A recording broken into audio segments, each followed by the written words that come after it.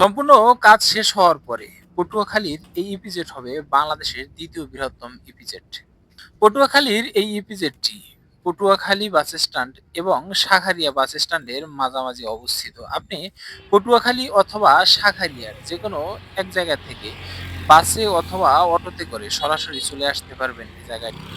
এই জায়গাটির কাজ এখন নির্মাণাধীন হওয়ার কারণে এখানে কিন্তু দূর দূরান্ত থেকে পর্যটকরা এসে ভিড় করেন। সেই সাথে বিকেলবেলা কিন্তু এখানে অনেকে বিভিন্ন জায়গা থেকে ঘুরতে আসেন এবং ছবি তুলে থাকেন।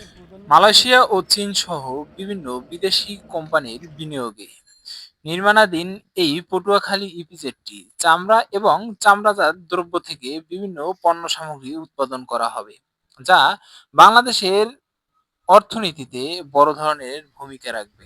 পটুয়াখালী ইপিজেড থেকে উৎপাদিত পণ্যসমূহের মধ্যে যে সকল পণ্য অন্যতম সেগুলো হলো তৈরি ও তৈরি পোশাক, চামড়া ও চামড়াজাত পণ্য, কৃষি ও মৎস্যজাত পণ্য, প্রকৌশলী ও ইলেকট্রনিক্স আসবাবপত্র ও কাঠামো পণ্য, প্লাস্টিক ও প্যাকেজিং পণ্য। নদীপথ ব্যবহার করে পটুয়াখালী ইপিজেড সরাসরি পায়রা গভীর সমুদ্র বন্দরের সাথে যুক্ত হবে।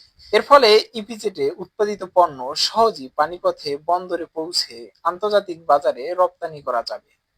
এছাড়া ভারী যন্ত্রপাতি, শিল্প কারখানা, কাঁচামাল সড়কপথের তুলনায় নদীপথে বহন করা খরচ তুলনামূলক কম এবং সহজ। ইপিজেডের বিভিন্ন উৎপাদিত শিল্পে প্রচুর পানির প্রয়োজন হয়। নদীর কাছাকাছি থাকায় প্রয়োজনীয় পানির ব্যবস্থা সহজতর হবে। পটুয়াখালী ইপিজেড সম্পর্কে আজকে এ পর্যন্তই। ভালো লাগলে অবশ্যই লাইক, কমেন্ট এবং শেয়ার করবেন। ধন্যবাদ সবাইকে।